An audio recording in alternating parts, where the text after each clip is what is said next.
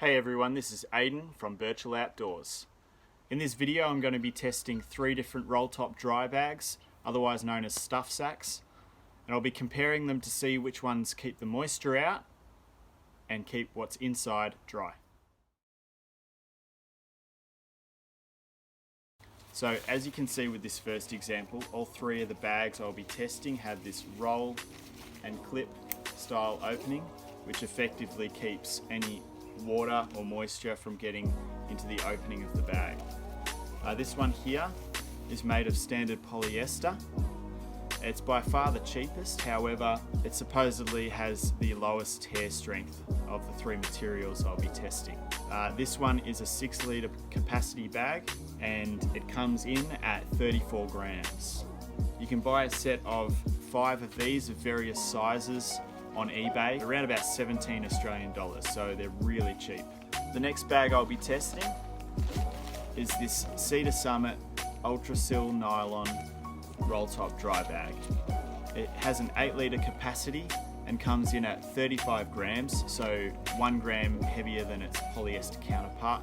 You might say that it's a slightly larger capacity, so maybe that accounts for the weight. However, I've compared the 2 bags and it's 6 to 1, half dozen the other. They're different shapes, but roughly the same size.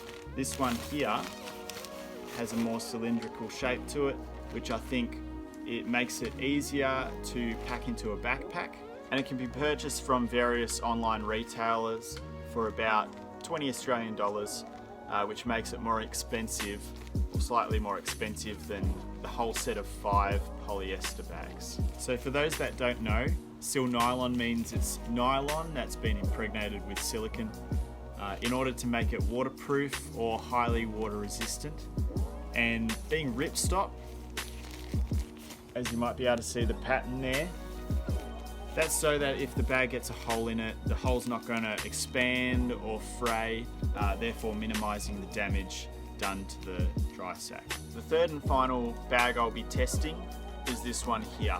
It's made from Dyneema composite fibre, or DCF, formerly known as Cuban fibre. And out of the 3 materials, DCF has the highest strength to weight ratio by far.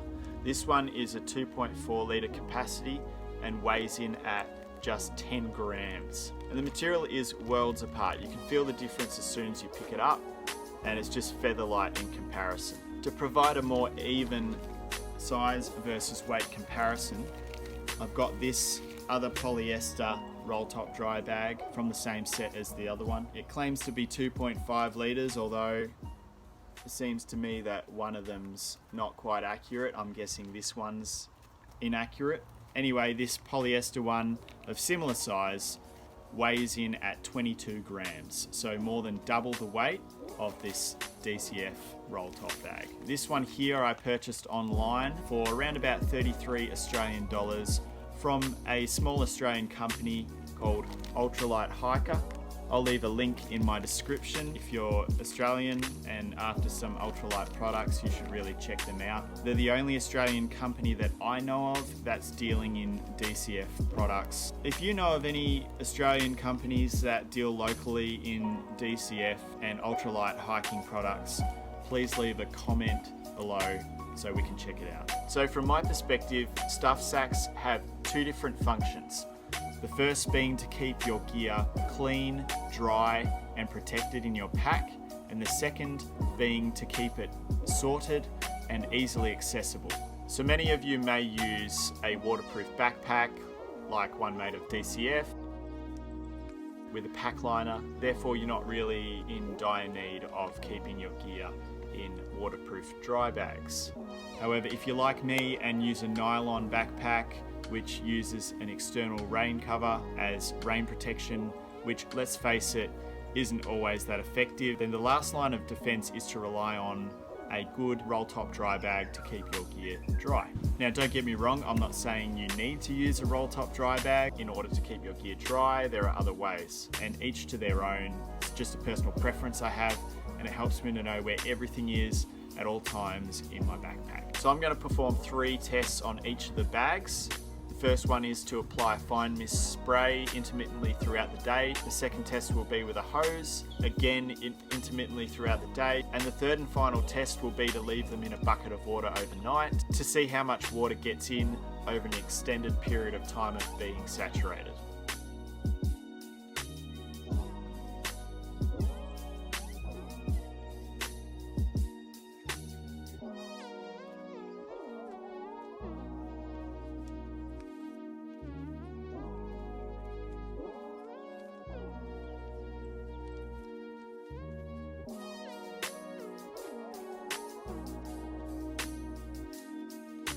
Feels dry inside,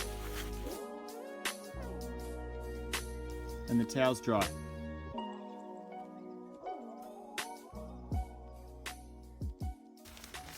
Again, this one feels dry inside, and that towel's dry as well. I suspect the DCF will be just fine, and that's dry as well. With test number 1 and 2 complete, all 3 materials, all 3 bags have proven to be not only highly water resistant, but also waterproof. And that's to a light mist spray and soaking by a hose. All 3 of them were sitting on wet clover leaf overnight in cool conditions. Time to go on to test number 3.